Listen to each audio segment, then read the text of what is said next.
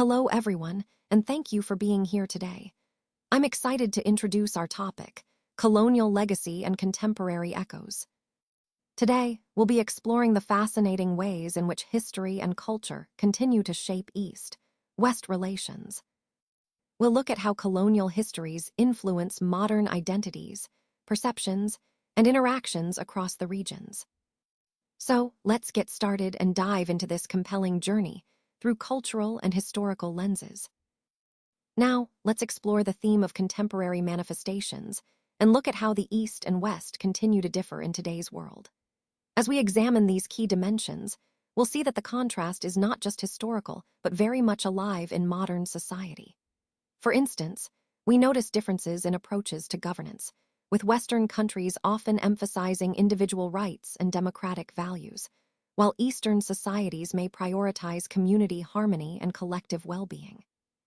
We also see variations in technological development and innovation, where Western nations have traditionally led in certain sectors, but Eastern countries are rapidly catching up and sometimes even leading in areas like digital infrastructure. Cultural expressions and social norms also highlight these contrasts, with Western cultures often valuing personal expression and diversity, whereas Eastern cultures might emphasize tradition and social cohesion. All of these dimensions reflect how historical patterns of thought and behavior continue to shape contemporary realities. Understanding these differences helps us appreciate the complexity of global interactions today and reinforces the overall theme of how historical East-West contrasts persist and adapt in our modern world. Let's delve into how ultraliberalism, particularly when taken to an extreme, can contribute to societal fragmentation. When individualism becomes the dominant focus, it often leads to social atomization, meaning people feel more isolated and less connected to their communities. This weakening of communal bonds can have a profound impact on the fabric of society. Liberal ideals, such as personal freedom and autonomy, are incredibly important, but when these ideas are detached from their context, they can inadvertently dissolve shared meanings and common purposes that once held societies together. Another key point is the shift in priorities, where rights are emphasized over responsibilities.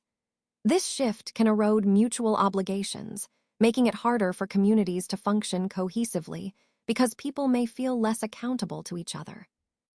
We see these effects reflected in rising mental health issues, increased political polarization, and ongoing identity crises. These are clear signs that society is struggling to maintain a sense of unity amid growing individualism.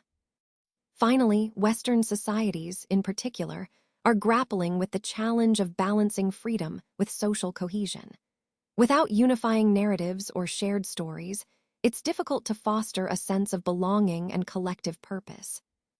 All of this ties back to our broader theme, understanding how the pursuit of individual liberty, if unchecked, can lead to societal divisions, and the importance of finding a balance that preserves both freedom and social unity.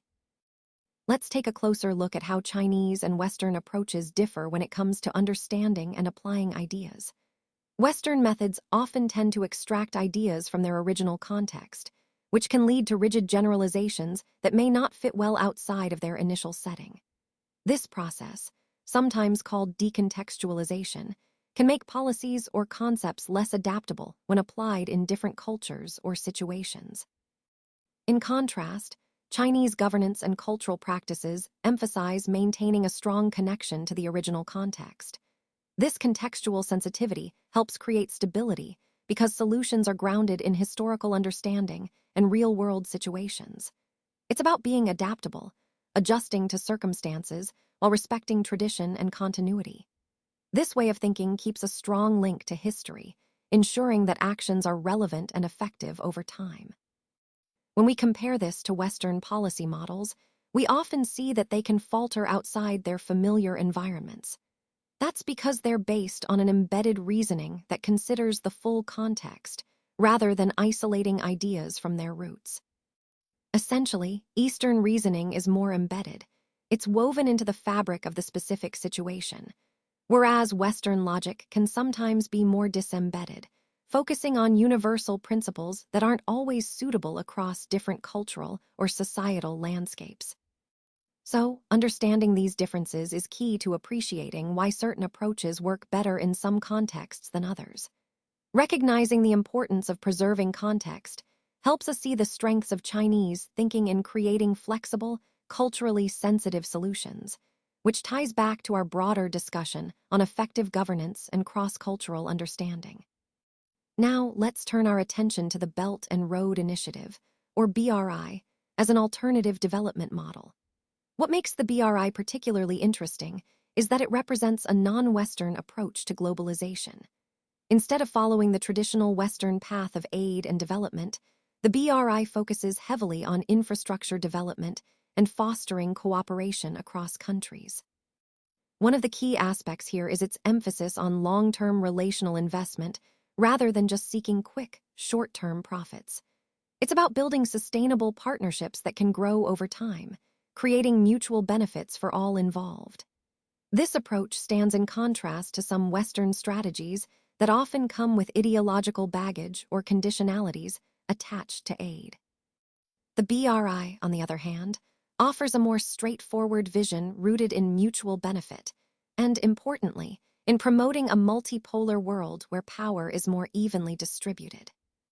This initiative also challenges the dominance of Western institutions, proposing alternative frameworks for development and global influence. Overall, it's a compelling example of a different way to approach globalization, one that emphasizes cooperation, sustainability, and shared growth, aligning with the broader theme of diversifying global development pathways.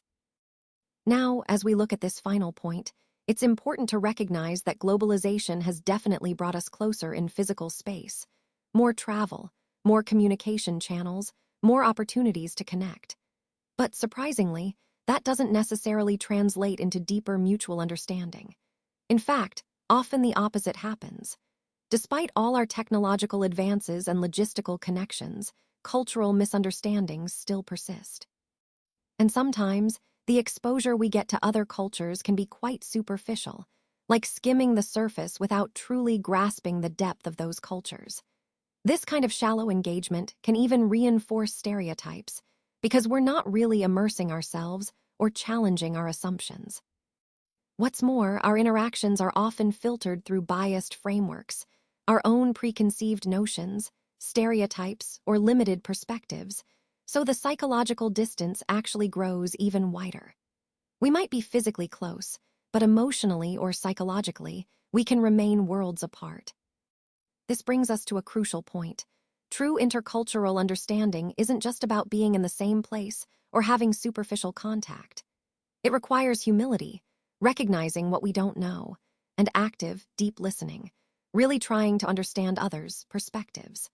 Only then can we bridge that gap between physical proximity and genuine psychological connection and move toward more meaningful intercultural relationships.